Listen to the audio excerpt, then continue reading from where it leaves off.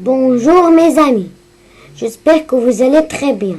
Aujourd'hui, je vais vous présenter l'histoire d'un Ostrago, mais avant, on va voir les personnages de cette histoire. Les personnages et les lieux. Les lieux, ce sont la grotte, le restaurant Don Giovanni. Et les personnages, ce sont Croc, Dordine et le cuisinier. Maintenant, on va lire l'histoire. Souvent,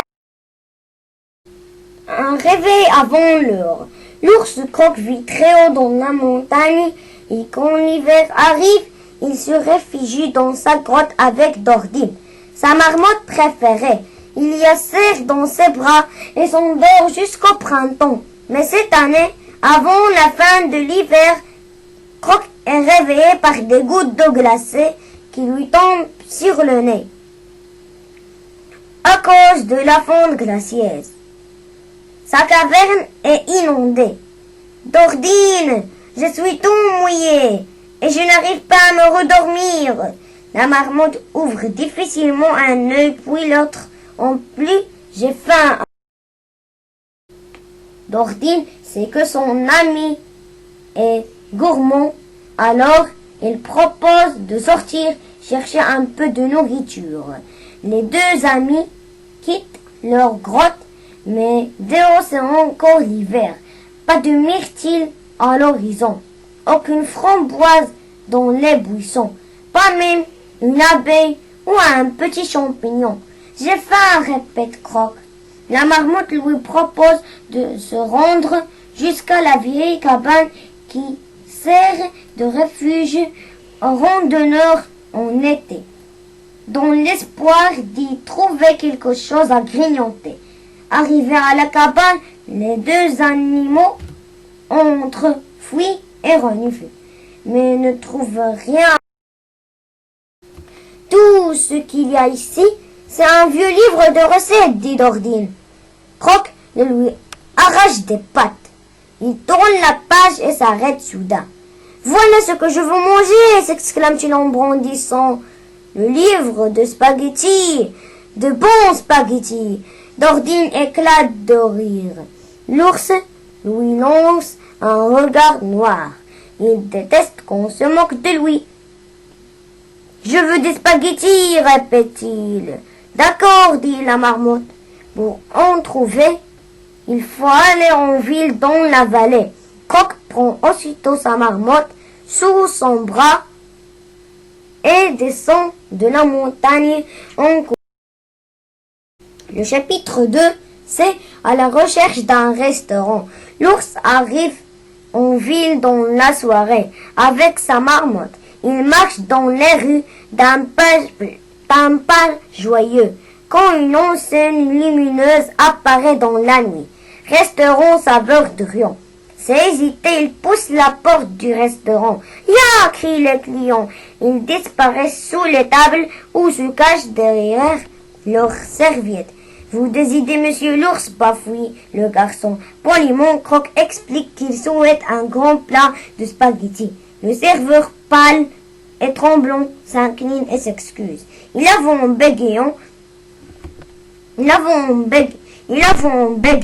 qu'il n'a pas de spaghettis dans son restaurant. Du porc au caramel, oui. Du canard laqué, aussi. Même des rouleaux de printemps, mais des spaghettis, non. Croc grogne. Dordine précise que son ami l'ours est très contrarié. Le serveur transpire à grosses gouttes. Quand une idée lui traverse l'esprit, il y a un autre restaurant tout près d'ici, à gauche en sortant. Peut-être servant-il des spaghettis. Croc retrouve le sourire. Le serveur le raccompagne à la porte sous les applaudissements des clients. Une nouvelle fois, Croc marche dans les rues d'un pas joyeux. Une seconde enseigne lumineuse apparaît dans la nuit. Reste vite. Sans hésiter, il pousse la porte de l'établissement. « Ya !» crient les clients. Ils disparaissent derrière leurs chaises ou se cachent sous les nappes. « Vous décidez, monsieur l'ours ?» bafouille le serveur. Croc commence à avoir très faim, mais poliment, il explique qu'il souhaite un grand plat de spaghettis. La serveuse, pâle et tremblant, s'incline et s'excuse. Il avoue en bégayant qu'il n'a pas des spaghettis dans son restaurant. Des salades composées, oui. Des sandwichs aussi, même des frites et des glaces, mais des spaghettis. Les poils de Croc se hérissant d'ordine prévit que son ami va se fâcher. La serveuse transpire à grosses gouttes. Quand une idée lui traverse l'esprit, vous pourriez passer de l'autre côté de la frontière en Italie. Dit-il, c'est le pays de spaghettis. Croc ouvre des yeux ronds et sourit de toutes ses dents. Il remercie la serveuse qui le raccompagne à la porte sous les hurrahs de... Le chapitre 3, c'est en route pour Italie. L'ours marche dans les rues d'un pas pressé, sa marmotte sur l'épaule. Il se rend à la gare et saute dans le premier train pour Italie. Il s'installe confortablement en première classe avec sa marmotte, pendant que tous les voyageurs sortent du wagon en hurlant. Le train quitte la gare et le contrôleur, enfermé dans les toilettes, renonce à vérifier les billes. Le voyage dure toute la nuit. Le train quitte la France, franchit les montagnes et les frontières et en petit matin, il s'arrête à la gare de Rome en Italie. Croc descend du train en courant, sa marmotte sur l'épaule. Il fonce vers la première enseigne qu'il aperçoit. Restaurant Don Giovanni. Il pousse la porte du restaurant. Un énorme, très grand plat immense de spaghettis. S'il vous plaît, demande-t-il, s'asseyant à une table, la langue pendant. Il n'a rien mangé depuis longtemps et commence à avoir très faim. Le cuisinier s'avance prudemment et Croc lui explique qu'il vient de loin d'un autre pays, qu'il a quitté sa grotte inondée. Puis qu'il a pris le train pour arriver ce matin à Rome. Mon ami est prêt à tout pour manger des spaghettis. S'en d'ordine. Le cuisinier est ravi, heureux qu'on vienne de si loin et de si bon matin pour goûter sa spécialité. Ils disparaissent dans sa cuisine et revient 15 minutes plus tard avec une assiette fumante et bien remplie. Les spaghettis sont cuits à point brillant, appétissant, prêt à être dévoré.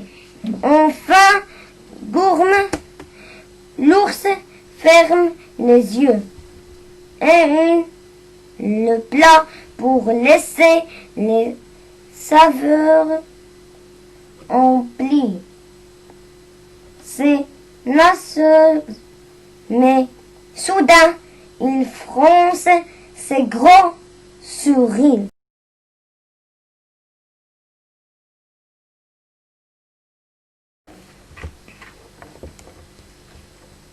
Il regarde le cuisinier avec des yeux brillants et un drôle de sourire fait apparaître ses dents.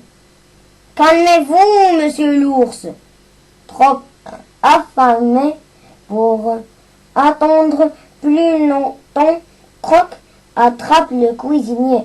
Il le tartine des sauces tomates, l'enroule de spaghettis. Et non, l'arrête d'Ordine.